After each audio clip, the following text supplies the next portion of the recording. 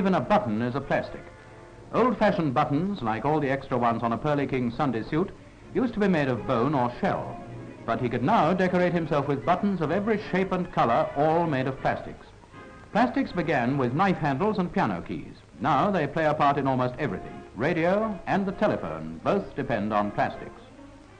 When Uncle George goes fishing, when Father goes to the city in an electric train, and when Mother goes to the shops and the cinema in a trolleybus, they are all depending on plastics. The story of every plastic begins in the laboratory, for chemists have found how to make durable material from things like coal, limestone, oil, molasses, and salt and water. Their work is based on the simple law of nature that one chemical process leads to another. For example, grass feeds on water and air, sheep feed on grass, and sheep produce wool. For centuries, men have dug raw material out of the ground using increasingly modern machinery to get all they want. But already, many of the natural storehouses are running low, and things that used to be considered waste are now put to valuable use. But who would have thought that factory chimney smoke would be full of rich treasure? But it yields carbon, which is needed for many kinds of plastics. Plastics take the place of many products that are difficult to obtain. Above all, we could not have such a modern electric power system without plastic insulation. So, as it is so important to modern life, let us see how a plastic is made. Suppose we start with a phenolic resin, which helps in the creation of many things, from the dashboard of a motor car to tabletops. Two liquids derived from coal are heated together to form a thick syrup, poured into trays and left to cool. The result, when it is set, is a resin rather like hard treacle toffee, which you can break up in the same way. Chemicals for making all the plastics are stored in large drums or tanks. The resin is made in big stills or kettles. This is where the two liquids are heated together. They come out like treacle, to be cooled in these large flat trays. The time it takes to set depends on the type of resin, the temperature of the factory, and whether it happens to be winter or summer, but usually it takes about a day. After being chipped out of the trays and broken up, it goes into a huge revolving drum to be ground into powder. Inside the drum are a number of porcelain balls, and as the drum rotates, they pulverize the bits of resin and grind it up. Here is the resin in the form of powder. Not quite as fine as face powder, but very nearly. Various types of other ingredients are added to it, including fillers, which help to strengthen the material at the stage when it becomes plastic. Next, these ingredients are stirred in closed mixers. But here you can see what happens as they are using a small open mixing tank.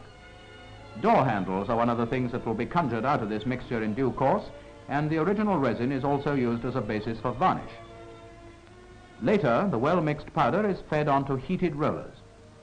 Under the influence of the heat, the resin softens, forming a plastic mass and binding all the ingredients.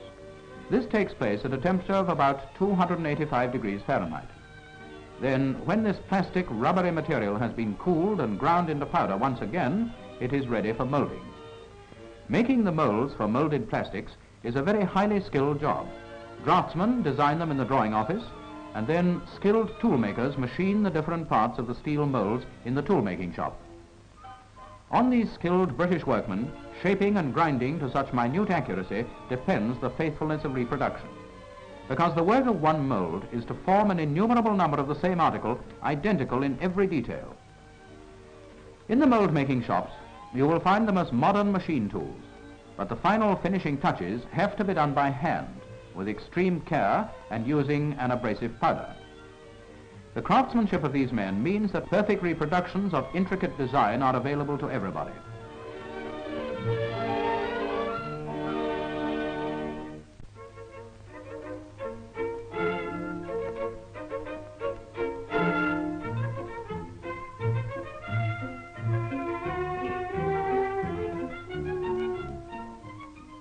The molding powder we saw made from the original resin is weighed to the correct amount and poured into the heated mold. In some cases, this is done by hand, as you see here, but otherwise a weighed charge of powder pours automatically into the mold cavity simply by touching a lever. You can well imagine how important it is to get the correct amount of powder into the mold.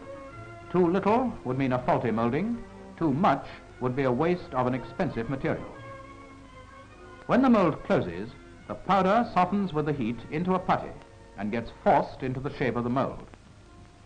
While this is happening, we can look at the complicated mold for the receiver and transmitter of a modern telephone.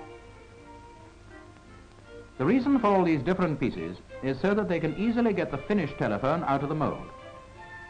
Here you can see how accurately the mold maker's work must fit together. Otherwise, there would be lines on the finished product caused by some of the plastic material being forced into any faulty joins. Probably few people realize that the screws and connecting wires are put in during the molding, and the telephone is actually molded round them.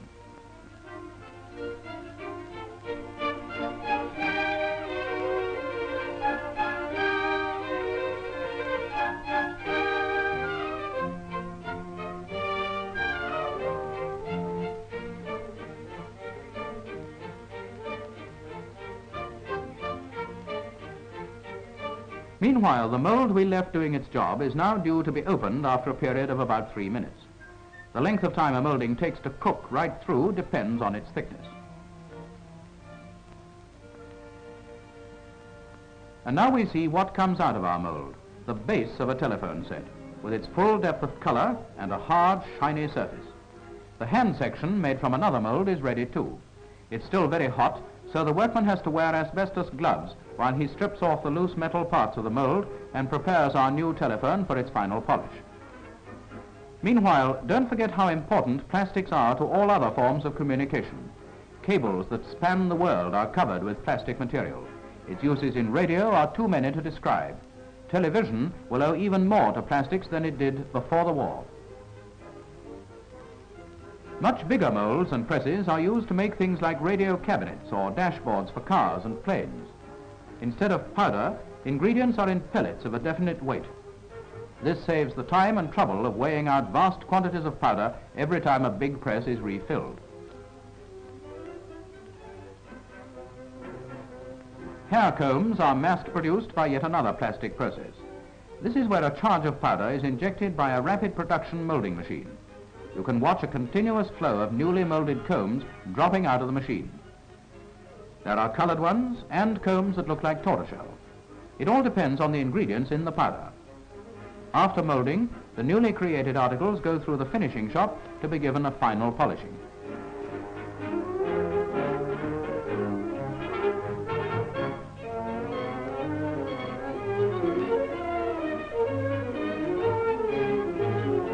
If you want to know how plastics are made, you also need to see what is called laminating.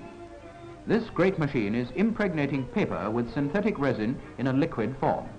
The liquid can be any color you like, and from time to time an operator cuts out test pieces of the material to see whether the right amount of resin is soaking into the paper. Incidentally, the plastic industry doesn't provide a dustbin for all the waste paper in the country. These are special papers made for the industry, and their nature varies according to what the finished sheet is going to become. When the impregnated paper has been cut to size, it is made into boards of whatever thickness is needed. To make them, stacks of this treated paper are placed between polished steel sheets to give the final board a glaze and put into a steam-heated press. Afterwards, the laminated material becomes anything from tabletops and doors to parts of aircraft and wall panels. It seems incredible that gear wheels should be made of impregnated fabric, but the cut circles of fabric being placed in this heated press are the beginning of a modern gear wheel that can stand up to almost anything. We'll come back to this story in a moment, as the wall panels that began with impregnated paper are now coming out of the press in the shape of newly laminated boards. You'll see how it happened. The effect of the heat on the resinoid in the impregnated paper made it plastic, and that enabled the paper to be pressed into a solid, close-knit board which cools before it leaves the press. So now it goes away to be made into those tabletops and shop counters. Meanwhile, we must keep an eye on the fabric press, which has already been loaded and is closing down.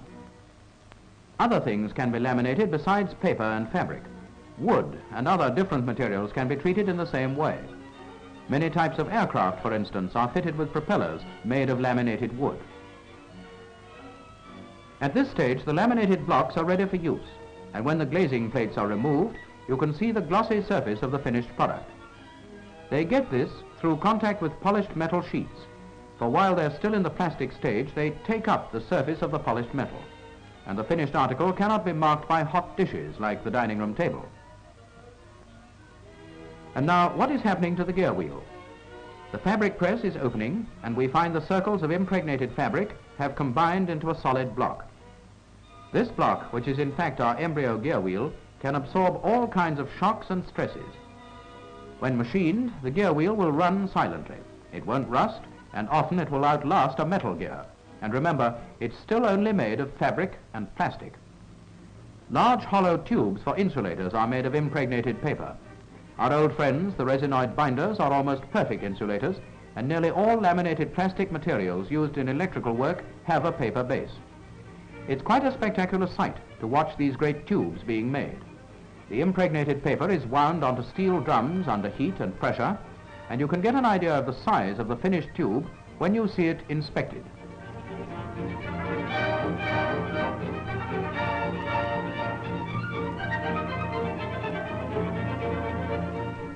These tubes are made in a great variety of sizes and have many more uses. Heavy tubes for insulating are made of the same material. They are stronger than their porcelain forebears. Also, they can be formed more accurately. This insulating material is so hard and tough, it can be machined in the engineering shop like steel or other metal. Here you see the beginning of the heart of an insulator for a giant power transformer. Insulators like this from British factories are used nearly all over the world. In the final assembly stage, it is having the watershed put on to keep out the damp and effects of bad weather. For the watershed acts like a series of umbrellas made of porcelain, keeping out the rain.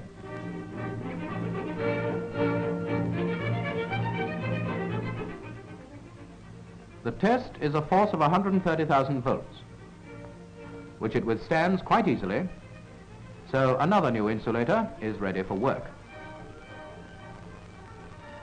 Knitting needles and buttons come from a plastic called casein, which originates in skimmed milk, and casein, like most plastics, is non-inflammable. It begins with a finely ground powder which is put into mixing machines. Then they add the dye for whatever color the knitting needles are going to be. And after the mixing process, the powder is fed into a heated machine where it becomes plastic, and out come our knitting needles.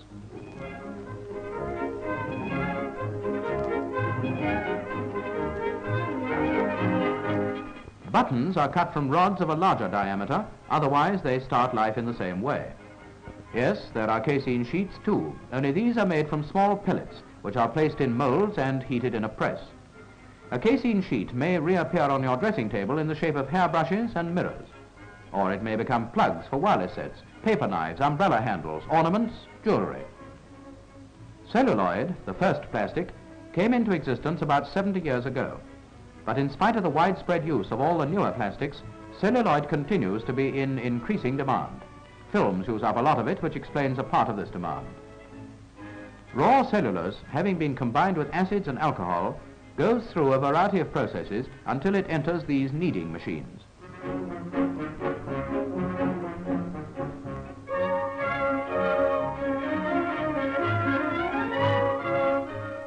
They add to it a camphor and a solvent, followed by the coloring agent.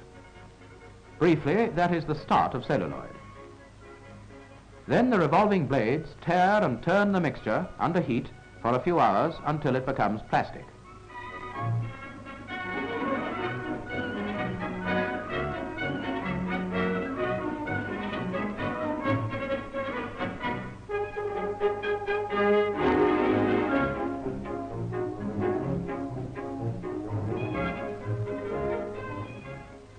In this case, it comes out looking like a very tough, rubbery monster.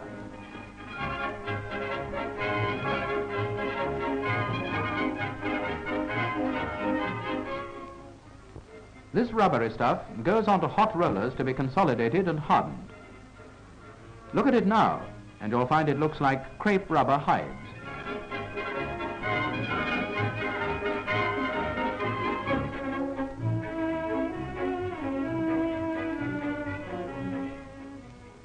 These are cut and trimmed into a standard size, usually 2 feet by 4.5 feet.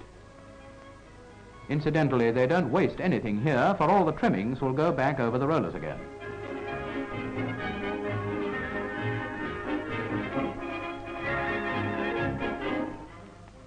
Now the hides are to be formed into a block. To do this, a number of them are put onto a heavy cast iron table. If they want to get a tortoiseshell effect or mother of pearl, they include hides of varying colors. And in the hot pressing process, the hides combine into a solid block about 6 inches thick.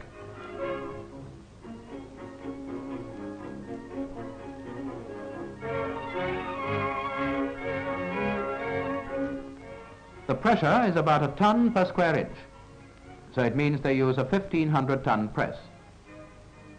And the material is heated very slowly and kept under pressure for about 12 hours.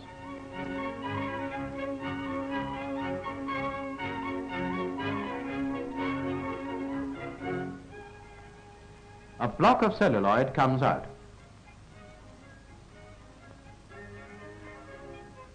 It is still on its metal base, you notice, and it goes into a machine which shaves it into thick or thin sheets. They may be as thin as 4/1000 of an inch, or up to more than an inch thick. The thick ones are wanted for things like knife handles, and the thin ones are for making table tennis balls and dolls. Transparent sheets are used in the little case that holds your season ticket. Again, the glossing effect is got by reheating the sheets in contact with brightly polished metal plates. Once more, it needs quite a lot of pressure. The operators are taking out the newly polished sheets, while at the same time they are preparing sheets which still have to go into the press.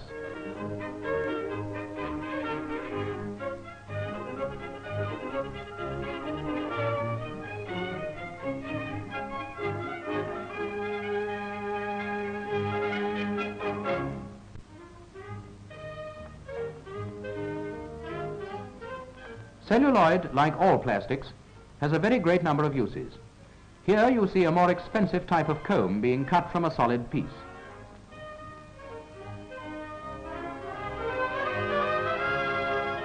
The comb is cut with a circular saw, which you can see cutting out the teeth.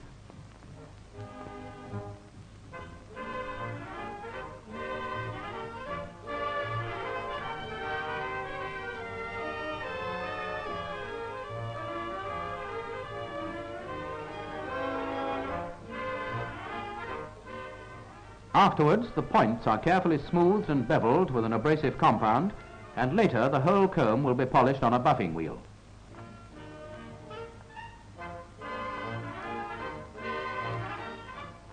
Toothbrushes are the most familiar plastic in everybody's daily life, and celluloid is an ideal material for making them, as it is hygienic, besides being very strong. Of course, as you know, toothbrushes are made in many colors, and the latest bristles are made of a plastic too. The handles are made first.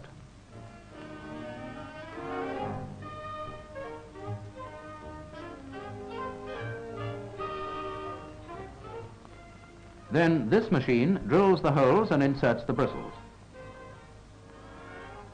And it is only the final buffing and polishing which has to be done by hand.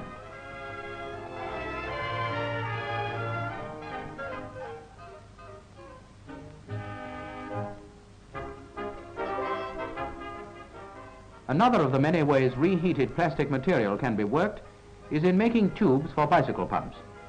Here is the tube coming out of the machine. 17 different plastics are in wide use in industry today, and there are others less well known. Others yet again are still in the research stage. We use plastics in every aspect of our lives.